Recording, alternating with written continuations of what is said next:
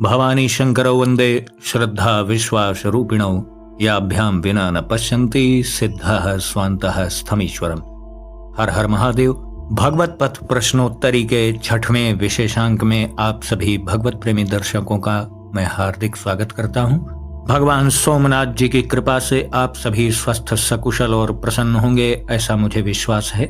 आप सभी प्रिय दर्शकों को मैं जगत पिता शिव यूट्यूब चैनल की ओर से शारदीय नवरात्रि की हार्दिक शुभकामनाएं भी देता हूं। आप सभी दर्शकों के बहुत से प्रश्न आए थे, लेकिन हमारी भी अपनी व्यवस्था है कि हम सभी प्रश्न नहीं ले सकते और हमने ऐसे प्रश्न भी उनमें नहीं शामिल किए हैं जिनके उत्तर मैं कई दफा पहले भी दे चुका हूं। मेरा प्रयास हमेशा यही रहता है कि महत्वपूर्ण प्रश्नों को लिया जाए और अलग अलग प्रश्नों को हर बार सम्मिलित किया जाए, जिससे आप सभी दर्शकों को भी कुछ सीखने समझने को मिले और आपका भी एक अच्छा मार्गदर्शन हो। और जितने प्रश्नों का उत्तर दे पाना कमेंट में ही संभव होता है, तो मैं प्रयास करके आपको आपके कमेंट पे ही उत्तर देता रहता हूँ। तो आइए आज के प्रश्नोत्तर का क्रम प्रारंभ करते हैं। इसी क्रम में पहला प्रश्न आया है सर्वेश पांडे जी का। इन्होंने लिखा है, गुरुजी प्रणाम, हम पंचाक्षरी मंत्र का रोज 110 माला जाप करते हैं।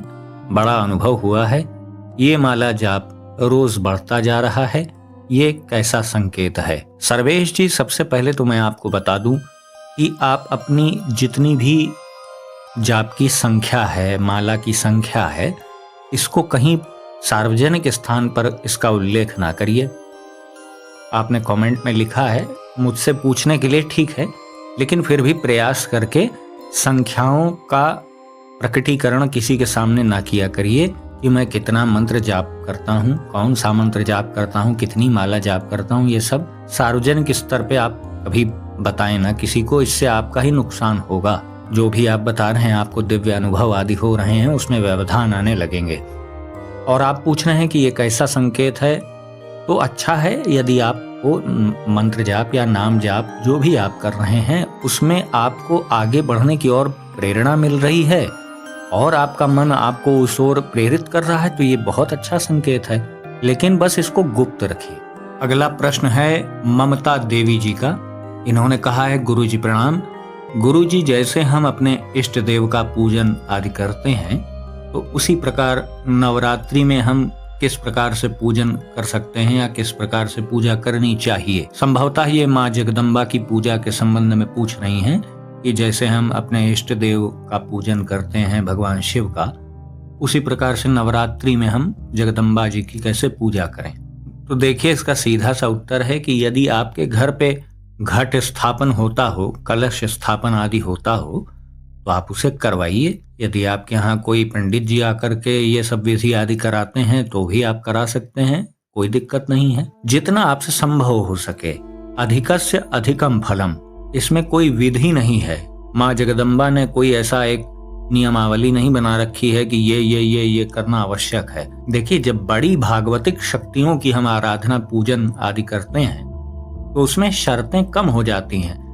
आप देखिए ना, अपेक्षाकृत जो छोटी शक्तियां हैं वो जल्दी रुष्ट भी हो जाती हैं, जल्दी प्रसन्न भी हो जाती हैं, और थोड़ी सी त्रुटि कर दीजिए तो उसका साइड इफेक्ट भी देखने को मिलता है। ये सब अपेक्षाकृत छोटी शक्तियों में देखने को मिलता है, जो तमाम तरीके की तांत्रिक साधनाएं और वाम मार्गी साधनाएं करते हैं। लेकिन जो बड़ी भागवतिक शक्तियां हैं, जैसे भगवान महादेव जी, विष्णु जी, राम जी, कृष्ण जी, दुर्गा जी, इन लोगों की अपेक्षाएं अपने भक्तों से बहुत कम होती हैं, क्योंकि ये माता पिता के स्वरूप में है ना।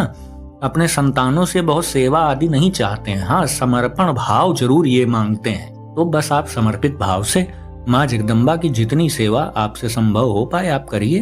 अगला प्रश्न आया है ऋषि ठाकुर जी का।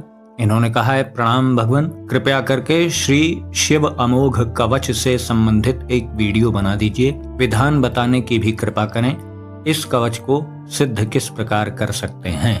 तो ऋषि जी, सबसे पहले मैं आपको बता दूं कि शिव अमोघ कवच स्वयं सिद्ध है। ये प्रथम पाठ से ही लाभ देना प्रारंभ कर देता है। फिर आप नियमित रूप से या एक साधना के रूप में अगर इसका पाठ करते हैं तो तब तो बहुत ही अद्भुत फल इसका मिलेगा। वैसे इसका जो हल है वो संक्षेप में मैं आपको बता दे रहा हूँ। इससे सबसे पहले तो स्वास्थ्य में हमें बहुत लाभ होता है। जिसने सारी उम्मीद को त्याग दिया हो कि अब मेरा स्वास्थ्य पुनः सही हो पाएगा कभी कि नहीं, तो उसके लिए शिव अमोघ कवच वास्तव में अमोघ है। और इससे तमाम गृहस्थ जीवन में जो हमारी विभिन्न आवश्यकताएं होती हैं उनकी पूर्ति, हमारी मनोकामनाओं की पूर्ति भी शिव अमोघ कवच के द्वारा अवश्य ही होती है। और इसका विशेष प्रयोग वो लोग करते हैं जिनको इस बात का एहसास होता है या जो इस निर्णय पे पहुंच चुके हैं कि हाँ, मेरे चारों ओर किसी नकारात्मक शक्ति का प्रभाव है या किसी नकारात्मक शक्ति के द्वारा उनके घर पे कोई बाधा चल रही है, तो वो अवश्य ही शिव अमोघ कवच का पाठ करते हैं और उससे उन्हें लाभ भी होता है। आपने इसके पाठ की विधि भी पूछी है, तो देखिए इसके पहले तमाम प्रकार के उसमें ऋषि न्यास और करण न्यास आदि हैं, तो उस विनियोग न्यास आदि को भी अवश्य करना चाहिए। अगर कर पाए तो, यदि ना कर पाए तो जो शिव अमोघ कवच का मूल पाठ है उतना तो अवश्य करना ही पड़ेगा, लेकिन करना संस्कृत में ही पड़ेगा, क्योंकि बहुत से लोगों को मैंने देखा है कि उसके हिंदी अनुवाद का पाठ करते हैं। उससे निश्चित ही प्रभु महादेव की कृपा प्राप्त होगी, लेकिन जो शिव अमोघ कवच का जो असली कार्य है वो संस्कृत भाषा के पाठ करने पे ही प्रकट होता है। जब भी कोई स्तोत्र सिद्ध किया जाता है तो वो सदैव उसकी मूल भाषा में ही सिद्ध किया जाता है। अभी आप हनुमान चालीसा को इंग्लिश में ट्रांसलेट करके आप पढ़ें तो आपको हनुमान जी की कृपा अवश्य मिलेगी, लेकिन वो सिद्ध नहीं होगा। तो मैं समझता हूँ कि आप बात समझ गए होंगे। आप इसको सिद्ध करना चाहते हैं तो इसका विधिवत पाठ करना पहले अभ्यास करिए और शुद्ध पाठ करना सीखिए। अगला प्रश्न आया है रीता तिवारी जी का। इन्होंने पूछा है, क्या गुरु मंत्र का जाप चलते फिरते कर सकते हैं? तो देखिए, ये बात इस पे निर्भर है कि आपको मंत्र मिला कौन सा है गुरु मंत्र के रूप में। अब यदि आपके गुरुदेव ने कोई ऐसा मंत्र दे दिया है जिसमें प्रणव आदि होते हैं या जो कोई वैदिक मंत्र आदि है, मैं तो सलाह नहीं दूंगा कि उसे चलते फिरते आप करें। बेहतर होगा कि आप अपने जिन गुरुदेव से आपको मंत्र मिला है आप उस संबंध में उनसे ही सलाह लें, क्योंकि मेरा तो एक सूत्रीय कार्यक्रम है। अगर मेरी सलाह आप मानते हैं तो मंत्र सदैव आसन पे ही जाप करना चाहिए, वो चाहे प्रणव हो उसमें और चाहे ना हो। ये मैं अपना पर्सनल अनुभव आपको बता रहा हूँ। और चलते फिरते अगर कुछ करना है तो उसके लिए शास्त्रों ने ही व्यवस्था कर रखी है कि अपने इष्ट देव का नाम जपो। चलते फिरते मंत्र जपने की ही जिद क्यों पकड़े रहते हैं लोग? चलते फिरते नाम तो जाप करना आसान नहीं है। लोग मंत्र कैसे जाप कर लेते हैं और कैसे इसके बारे में एकदम पीछे पड़े रहते हैं, मुझे तो यही समझ में नहीं आता है।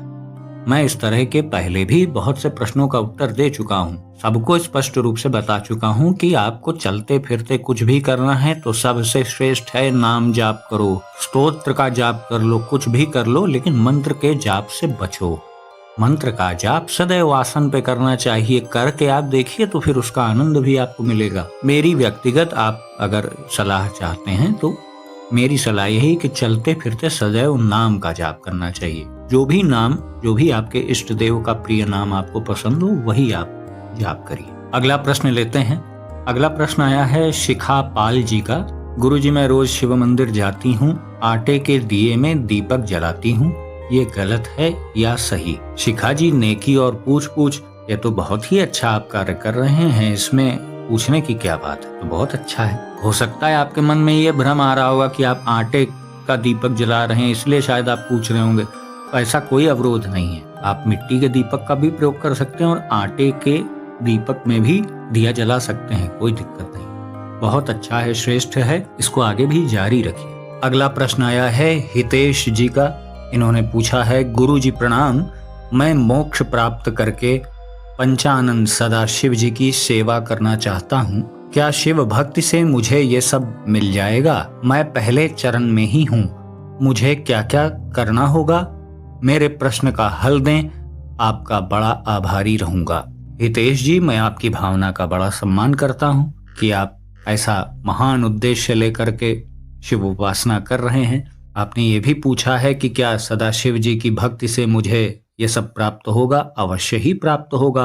भगवान शिव की सेवा में आप जाना चाहते हैं तो भगवान शिव की ही तो उपासना आपको करनी होगी। लेकिन जैसा आपने कहा कि आप मोक्ष प्राप्त करके पंचानन सदा शिव जी की सेवा करना चाहते हैं, तो उस ओर बढ़ने के लिए जो पहला कदम है, अगर आप उठा चुके हैं तो बहुत अच्छी बात है, यदि नहीं उठाए हैं तो मैं आपको बता दे रहा हूँ, सर्वप्रथम जो पहला कदम मोक्ष के मार्ग में उठाया जाता है वो सबसे पहला चीज होती है अपने मन का इलाज करना। क्योंकि मोक्ष तो मन का ही होता है भाई साहब। आत्मा न बंधन में फंसी हुई है, ना शरीर हमारा फंसा हुआ है। शरीर तो यहीं से उपजा यहीं खत्म हो जाएगा। आत्मा तो पहले से ही मुक्त है, तो मोक्ष मिलना किसे है? मोक्ष तो मन का होता है ना। तो आप मोक्ष के मार्ग में जो सबसे पहला कदम उठाया जाता है उसे ही उठा लीजिए। आज से अपने मन के दृष्टा बन जाइए। आज से अपने मन से अपना तादात्म्य, अपना कनेक्शन काट लीजिए। मैं मन नहीं हूँ, मन मेरा है, यानी मैं कोई और हूँ और मेरा मन है वो, यानी मैं कोई और है। तो जो वो कोई और है ना, उसी की प्राप्ति को मोक्ष कहा जाता है और उसमें सबसे बड़ी बाधा मन पैदा करता है। इसीलिए शास्त्रों में कहा गया है मन एव मनुष्याणाम कारणम बंध मोक्षयो। तो आप अपने मन का इलाज प्रारंभ कर दीजिए यदि आपको मोक्ष प्राप्त करना है, क्योंकि जिसे मोक्ष प्राप्त करना है वो सारा ध्यान केंद्रित अपने मन के इलाज पे ही लगाता है भाई साहब। अगला प्रश्न आया है शिव कुमार जी का। इन्होंने कहा है गुरुजी कभी कभी नाम में अरुचि क्यों हो जाती है और कभी कभी बहुत उत्साह आता है। शिव कुमार जी, बहुत ही लाजवाब प्रश्न आपने पूछा है, जिससे मैं समझता हूं तकरीबन 100% जितने भी साधक हैं इस प्रश्न से परेशान रहते हैं। देखिए, इसका जवाब कर्म सिद्धांत में छुपा हुआ है। हम लोग प्रतिक्षण ही कोई न कोई नया कर्म कर रहे होते हैं और प्रतिक्षण ही किसी न किसी कर्म का परिणाम भुगत रहे होते हैं। आप लोग अपने मन में झांक के देखिए, खुद स्वयं अनुभव करिए, दुनिया में ऐसा कोई कार्य है क्या कि जिसका कोई परिणाम न होता हो? ऐसा कोई भी एक कार्य नहीं है जिसका परिणाम न होता हो। आप कहेंगे कि मैं अगर चुपचाप कमरे में एक कोने बैठ जाऊं, आंख बंद करके, कोई काम न करूं, तो भी काम होगा। कुछ ना करना भी तो एक कार्य है, श्वास लेना भी एक कार्य है, चिंतन करना भी एक कार्य है। तो हम लोग हर वक्त किसी न किसी कर्म के चंगुल में फंसे ही रहते हैं। वो तो बहुत विरले लोग हैं जो कर्म करते हुए भी कर्मातीत हो जाते हैं, क्योंकि वो कर्तापन अपना मिटा चुके होते हैं। लेकिन ऐसे लोग बहुत कम होते हैं। अधिकांश लोग तो अपने आप को ही कर्ता भाव मान करके कार्य करते हैं ना, कि मैं साधना कर रहा हूँ, मैं जप कर रहा हूँ, मेरे को लाभ होगा, मुझे मुक्ति मिलेगी। यही सब भाव होते हैं सूक्ष्म रूप से कर्ता भाव। तो जब हम कर्ता भाव से किसी कर्म को निष्पादित करते हैं तो उसका फल भी, चूंकि स्वामित्व करने में हमारा रहा है, तो उसके भुगतान में भी स्वामित्व हमारा ही रहेगा। यही सिद्धांत है। यदि हमने किसी को अपशब्द कहे तो उसका परिणाम हमें भुगतना होगा। यदि हमने किसी की स्तुति वंदना की तो उसकी कृपा भी हमें प्राप्त होगी। सीधी सी बात है। तो आपका प्रश्न मूल ये है कि कभी कभी तो नाम जाप या मंत्र जाप में बहुत मन लगता है और कभी कभी बिल्कुल नहीं लगता है। तो आप ये स्पष्ट रूप से जान जाइए कि मन लगना, आपने कहा ना, तो यानी मेन रोल आ रहा है मन का।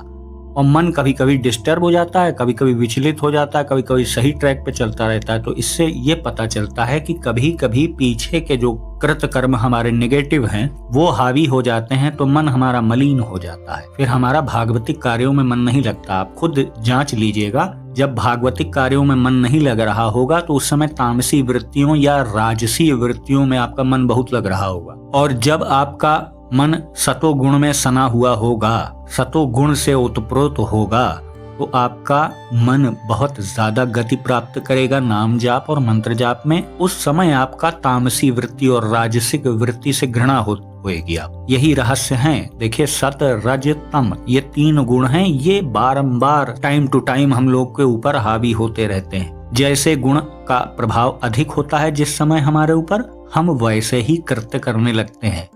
तब आप समझ जाइए कि जो व्यक्ति कर्मातीत नहीं हुआ है वो हर व्यक्ति 3 गुणों की हाथ की कठपुतली है। समझ गए आप? तो यही इसका सीधा सा जवाब है। हम अभी इतने योग्य ही नहीं हो पाए हैं कि 3 गुणों के ऊपर अपना नियंत्रण कर पाएं। तो इसीलिए परिणाम स्वरूप 3 गुण हमें दबा करके कठपुतली की तरह हमें नचाता रहता है। और त्रिगुण पे विजय प्राप्त कौन कर सकता है? त्रिगुणातीत वस्तु ही त्रिगुण पे विजय प्राप्त कर सकती है। त्रिगुणातीत चीज क्या है? प्रभु का नाम, प्रभु का मंत्र। इसके ही द्वारा हम त्रिगुण के बंधनों को काटते हैं। अगला प्रश्न है पायल गर्ग जी का। काफी बड़ा प्रश्न है इनका, लेकिन इनके पूछने का जो आशय है वो ये है कि ये पहले पंचाक्षरी मंत्र का जाप करती थी तो इनका मन लगता था, आध्यात्मिक अनुभव आदि भी इनको होते थे। लेकिन जब से इन्होंने पंचाक्षरी मंत्र का जाप छोड़ करके नाम जाप प्रारंभ किया है तो इनका भक्ति में मन नहीं लगता है। सबसे पहले तो ये जान लीजिए कि पंचाक्षरी मंत्र आपको छोड़ने के लिए कहा ही किसने है। पंचाक्षरी मंत्र महिलाएं कर सकती हैं, महिलाओं के लिए षडाक्षरी मंत्र मना है ना। नमः शिवाय में ओम लगा करके जपना महिलाओं के लिए मना किया गया है। तो आप आसन पे बैठ करके नमः शिवाय का जाप यानी पंचाक्षरी का जाप आप कर सकते हैं, कोई दिक्कत नहीं। चलते फिरते आप लेकिन नाम का प्रयोग करिए। आपने चूंकि पंचाक्षरी मंत्र को पूर्णतः छोड़ दिया है इसलिए आपके आध्यात्मिक अनुभव आपको होने बंद हो गए हैं। अब आप पुनः यथाशक्ति जितना आपसे संभव हो पाए बैठ करके थोड़ी देर आसन पे नमः शिवाय का जाप करिए और चलते फिरते शिव नाम का जाप करिए, फिर देखिए कैसे दिव्य अनुभव आपको होते हैं। अगला प्रश्न आया है सौरभ कौशिक जी का।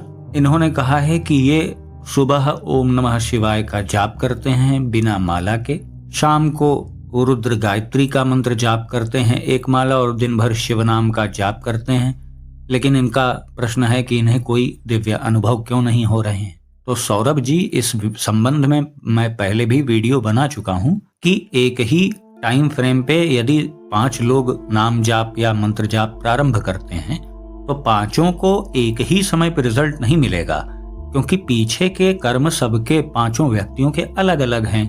किसी के पुण्य कर्म ज्यादा हैं, किसी के पाप कर्म ज्यादा हैं, किसी के पुण्य पाप लगभग बराबर हैं, सबके अलग अलग हैं ना। तो उसी निर्धारित प्रक्रिया से किसी को 5 महीने 6 महीने में ही अनुभव होने लगे, किसी को 2-3 साल में होने लगे, किसी को 5 सालों में हुए, किसी को 10 सालों में हुए और किसी की वृद्धावस्था आ गई और कोई इस दुनिया से भी चल बसा और उसे अनुभव कभी नहीं हुआ। तो इसका कारण क्या है? इसका कारण है पीछे के हमारे कृत कर्म। इसीलिए तो मैं लोगों को बार बार इस बात पे प्रेरित करता हूँ भैया कि चुपचाप नाम जपो, किसी से कुछ पूछने सोचने समझने की जरूरत ही नहीं है। लेकिन लोग बात पे विश्वास नहीं करते ना, ये मनुष्य का एक स्वभाव है, वो पहले सशंकित ही होता है। सदगुरु वैद बचन विश्वासा, संयम यह न विषय के आशा, ऐसा शास्त्रों में कहा गया है ना। तो गुरुजनों की वाणी पे अविश्वास करने से भी ये सब होता है। लोगों को आध्यात्म के पथ पे चलते हुए भी दृढ़ विश्वास पैदा कर पाना, ये सोचते हुए अपने मन को बार बार ये समझाते हुए कि दृढ़ विश्वास करो भगवान पे, ये समझाते समझाते ही 1 सेकंड के अंदर वो अविश्वास कर लेता है। मन इतना खतरनाक सत्ता है। तो मैं आपको बस एक ही मार्ग बता रहा हूँ और वो ही एक मार्ग है भी, उसके अतिरिक्त कोई दूसरा मार्ग नहीं है कि आप अपने मार्ग पे जिस पे चल रहे हैं उस पे दृढ़ता पूर्वक और अधिक मजबूती से कदम जमाते हुए आप चलते रहें, क्योंकि चलने पे ही मंजिल मिलेगी। रुक जाएंगे तो मंजिल कतई नहीं मिलेगी, इसकी गारंटी है। लेकिन चलते रहेंगे तो ये पूरी उम्मीद है कि एक दिन आपको दिव्य अनुभव होना प्रारंभ हो जाएंगे। किसी किसी को जल्दी होते हैं, किसी को देर में होते हैं, वो सब तो अपने कर्मों के ऊपर है ना। आप थोड़ी शीघ्रता और चाहते हैं तो अपने मन पे नियंत्रण करना और मन के ऊपर अपना शिकंजा आप और कस दीजिए ना। अपने आप को अधिक से अधिक भागवतिक प्रक्रियाओं में लगाए रहिएगा तो एक दिन अवश्य आपको रिजल्ट मिलेगा। अगला प्रश्न है सरिता बख्शी जी का। गुरुजी, घर में बैठकर जाप ज्यादा ठीक है या शिवालय में?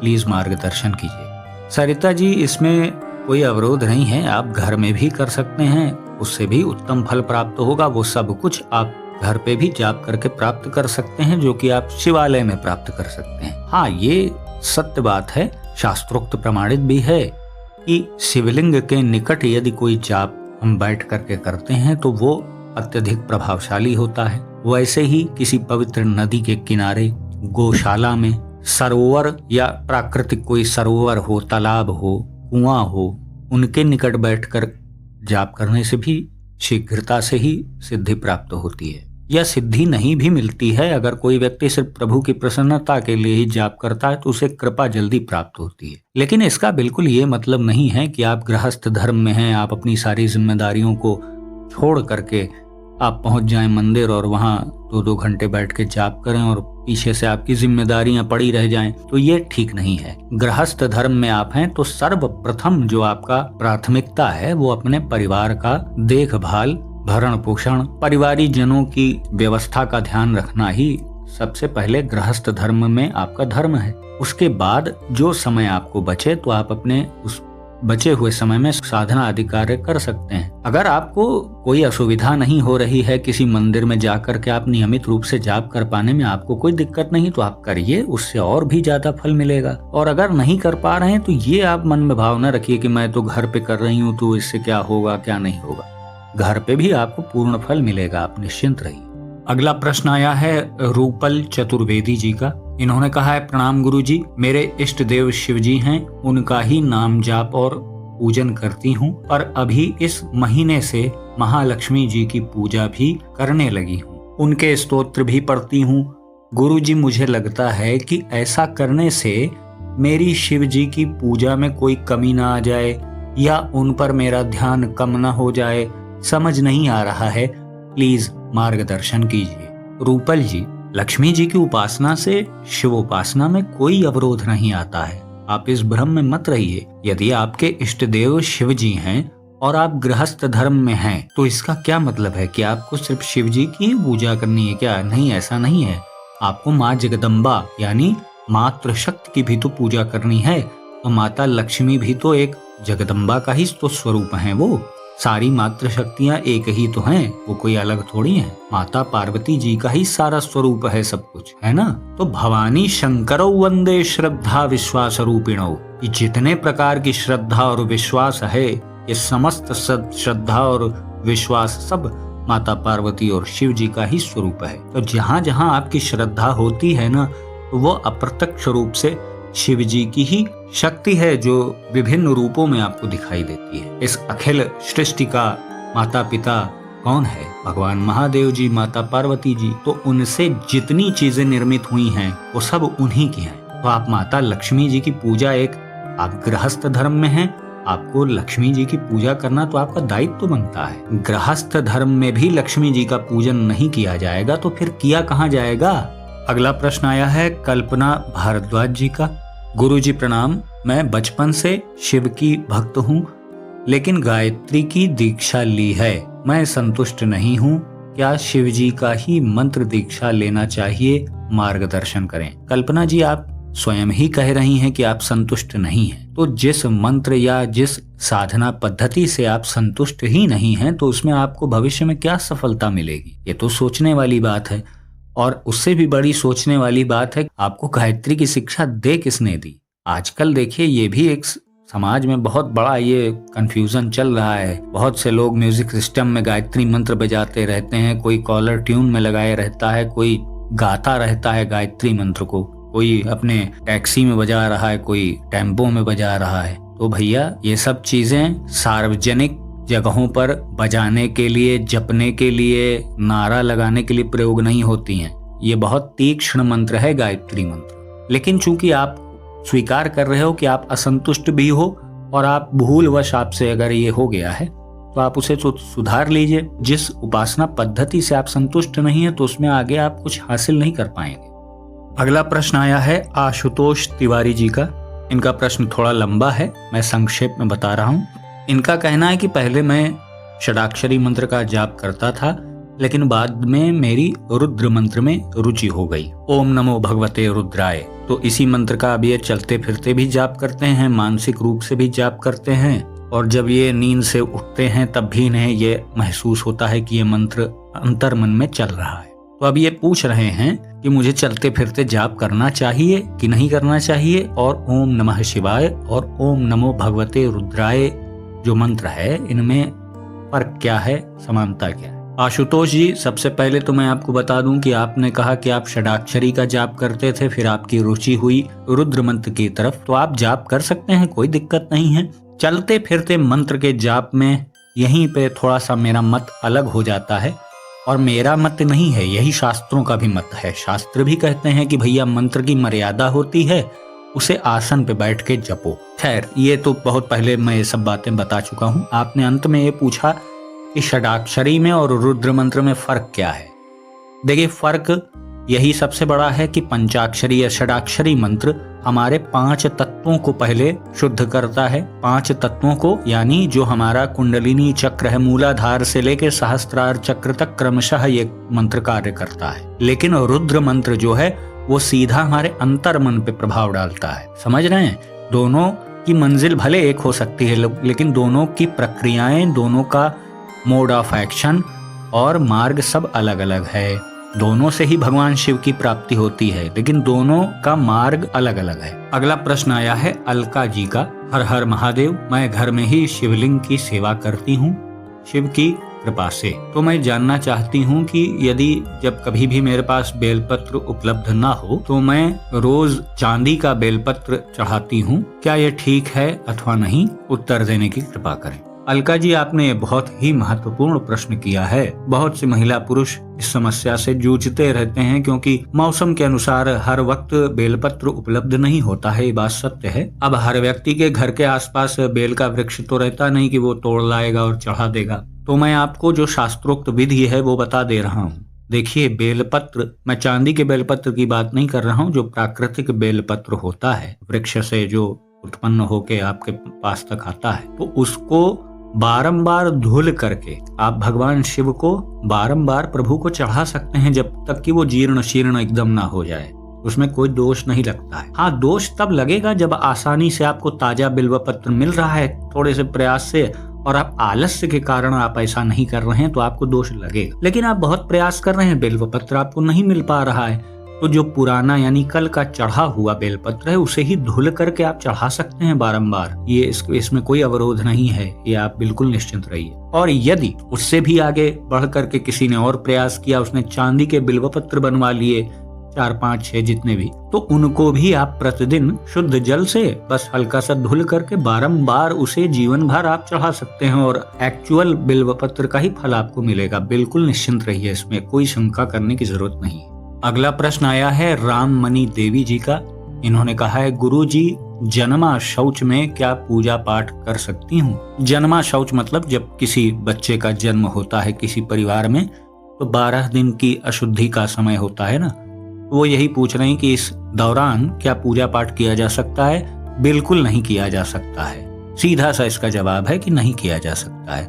जनना शौच हो चाहे मरना शौच हो, जन्म की अशुद्धि लगी हो चाहे मृत्यु काल वाली अशुद्धि लगी हो, इनमें किसी भी प्रकार का मंदिर में प्रवेश, देवता की प्रतिमा का दर्शन, स्पर्शन, ये सब कुछ मना होता है।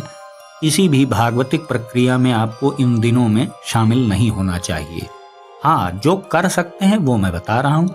हर वो प्रक्रिया जो मानसिक स्तर, मानसिक धरातल पे होती है, वो सब कुछ आप कर सकते हैं। आप बिना पुस्तक का सहारा लिए कोई पाठ मन में कर सकते हैं। बस प्रयास रखिए कि मुख से उच्चारण न हो, अंतर मन में ही सब कुछ होता रहे, क्योंकि अंतर मन चेतन स्वरूप है, वो कोई भौतिक स्थूल शरीर नहीं कि उसमें अशुद्धि लगेगी।